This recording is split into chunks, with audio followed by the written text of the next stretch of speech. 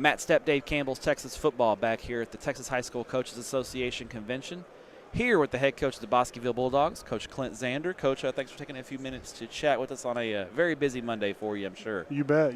Thanks for having me. Definitely the convention today was a really busy day. A lot of coaches. Registration lines were long. That's a good thing. It means coaches are coming out to the convention.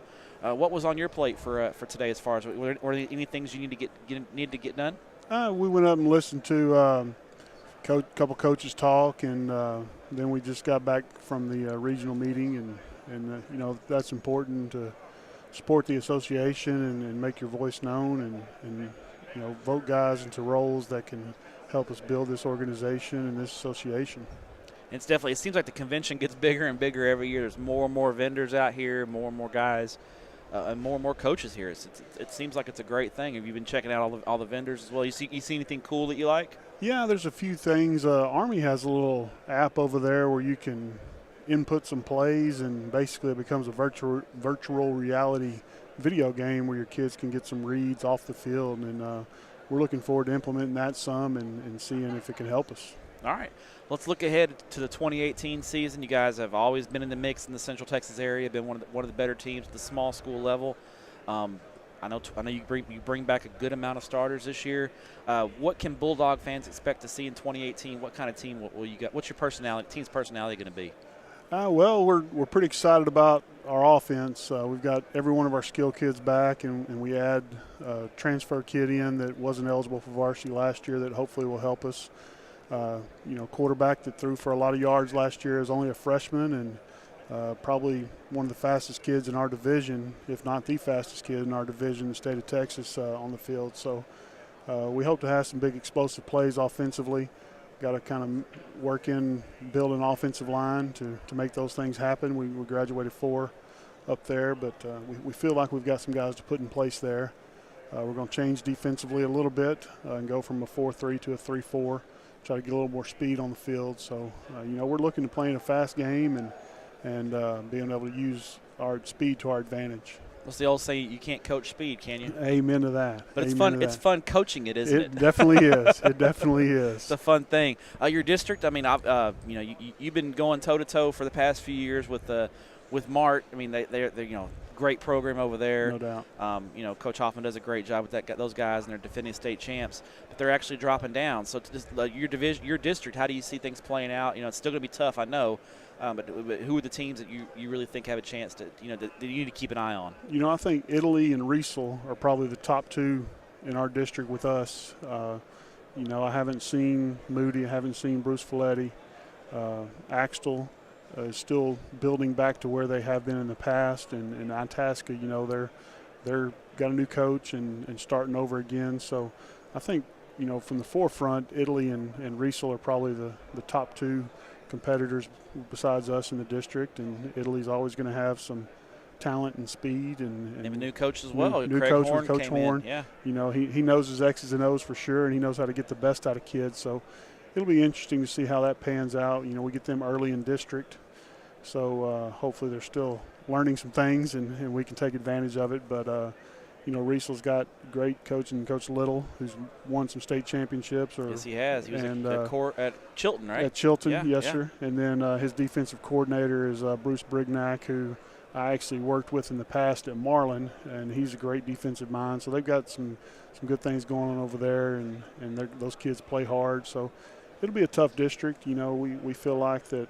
with what we have returning offensively and defensively as far as our skill kids that we feel pretty good about things.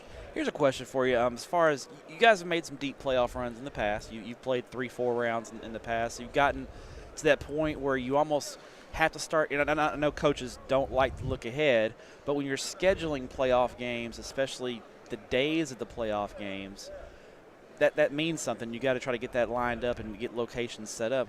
With the UIL having a state title game on Wednesday for 2A it'll affect you every other year. Right. When you start looking ahead of that, does that change things up for you as far as when you have those short weeks, how you prepare, or do you try to adjust for that early and try to schedule Thursday playoff games early in the earlier rounds of the playoffs to kind of stay on a normal schedule?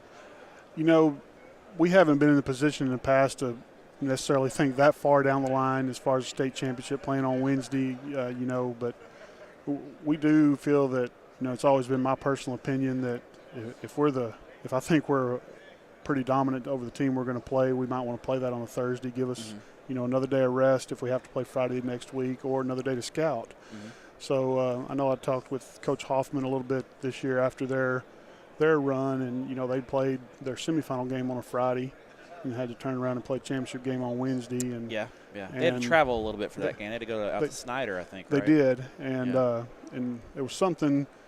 We talked about what their schedule was and everything, and so if we come to that point in the year, and hopefully that's an issue. Yeah, that's a good problem to have, right? I've got some people that I can talk to that have been there and done that, and hopefully use their advice to give us the best chance to prepare. All right. Well, Coach, we're going to get you the chance to spin this wheel here. This is our wheel of questions, Dick's Sporting Goods wheel of questions. So got some tough ones and got some easy ones. I want you to give this thing a whirl. You got to answer honestly and truthfully. Okay, we'll see. You can read our handwriting and tell me what it says. Favorite win? All right. Tell us about, and it doesn't have to be as a head coach. It can be as an assistant or as a player. What's the most memorable win? That win that you somebody asked you what's the number one win in your career? Which one is it? Probably have to say it's been about 4 or 5 years ago. We played Alto in round 3, and it was a back and forth game. We made a stop late on a 2-point conversion, and kept them. We won by 1, and actually drove down the field again with a little over a minute left, and finally we were like, we probably need to take a knee because even if we score, there's a chance we may not stop them. Yeah. And, that one was really memorable for us, for me. And we had one against Joaquin a year before that, I believe. We're playing out at Palestine. And nice stadium. We've got basically we need a first down, and the game's over, and it's 3rd and 5. We snap the ball between quarterback's legs. He spins around, ends up throwing it, and from the sideline I look up and all I see is like 4 of their defenders. And it's an oh no. Yeah, oh no, and then suddenly our kid catches it, pops out, we get the first down and win it. And I asked Great him, play, son, right? Yeah, I said, CJ, why'd you throw that ball? Like he was covered. He said, Coach, there wasn't anybody within 5 yards. I was like, whatever, there's guys all around him. And go back and look at the end zone copy. Sure enough, there's nobody within 5 yards right or left of him, but from my view, it looked like he was covered. So the angle was off. Yeah, and, so those are some memorable ones along the way. There you go. Well, Coach, appreciate your time. Good luck in 2018, and we appreciate what you do for student athletes in the state of Texas. Appreciate it. Thank you, Matt. Thanks, Coach.